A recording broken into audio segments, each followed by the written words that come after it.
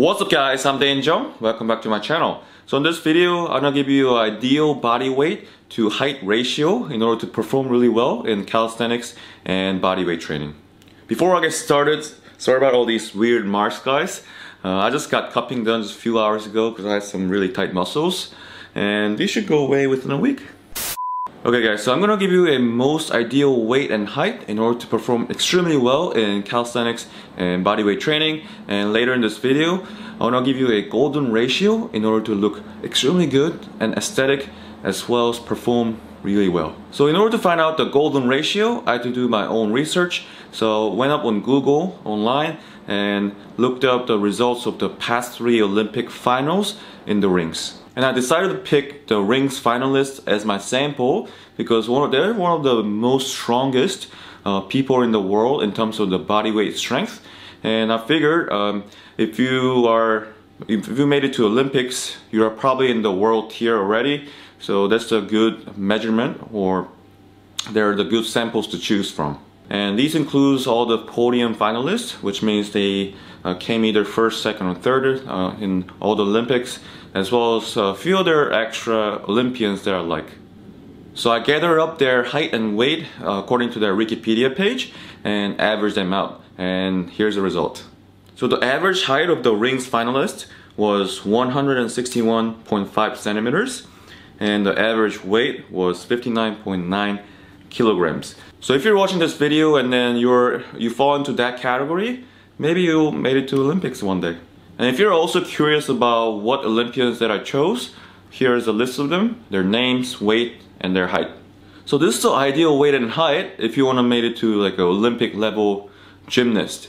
However, if you're watching this includes me as well, we're probably not going to make it to Olympics. Although it would be really cool if I make it to Olympics one day, but probably I won't. So that's why we have to talk about other body weight as well as height as well. So let's talk about different ratio of different people. So first I'm gonna go over height minus 105. So this means, so I'm personally 175 centimeters, minus 105 will be 70 kilograms. So you do the math for your own height. So I believe this is probably more on the very skinny side, but you can get really really good performance since you're extremely light. However, if you're also interested in looking aesthetic, this is probably not the good body ratio for you because you're just gonna look really skinny, especially if you're wearing clothes. So next is height minus 100. So I believe this is probably one of the best ratio for performances if you just want to perform. And you'll also look pretty aesthetic as well because you're not that skinny.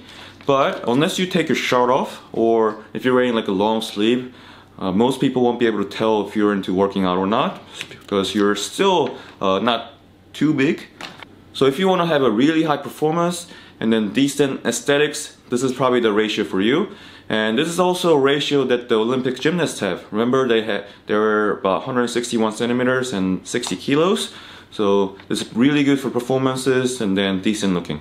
So next is height minus 95. So I believe this is probably the best of both worlds. You don't sacrifice too much of performance and you don't sacrifice aesthetics either. So you can get pretty good at both. So starting this ratio, even if you're wearing like a long sleeve shirt, even if you don't take your shirt off, people will be able to tell if you're working out or not because you have like a decent size. So if you really want a speech to be aesthetics, and then if you want to perform really well, this is the ratio for you. So next is height minus 90, which is me. So starting at this point, you have to sacrifice a bit of a performance because you start getting pretty heavy. But if you are more into like aesthetics as well, this is where you shine. You start to look pretty jacked and big. But if you want performances, yeah, you probably won't be able to perform as well as the lighter people. I'm not saying it's impossible, but it's just harder to perform. So if you're looking into decent performance, pretty high aesthetics, this is the ratio for you. So the last one I want to go over is height minus 85. So you're looking to get into like more like a bodybuilder type of build now. You're getting way too heavy to perform well. Again, I'm not saying it's impossible, but it's just really hard. So you're getting super heavy. But if you don't care much about performance, if you just want to perform okay, but if you want to look super jacked, this is the ratio for you. Alright guys, so keep in mind that all this ratio matters assuming that you have a low body fat. So let's say you are into like a height minus 100 category, but if you have 30% body fat, this ratio wouldn't work. So make sure you have like 10% body fat or so. I can't give you an exact number, but you should have a pretty low body fat. Alright guys, so that's it for today's video. And then what I really want to ask is, what is your ratio and what is your ideal ratio? So personally for me, I'm 175 and currently 85 kilos. So I'm in the negative 90.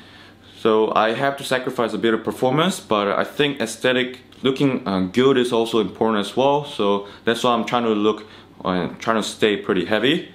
So let me know your opinion in the comment section below. I'm very curious. And yeah, that's it for today's video. I hope you enjoyed it. And let me know what you want to see in my next video. And like always, thanks so much for watching guys. And I'll see you all in my next video. Peace!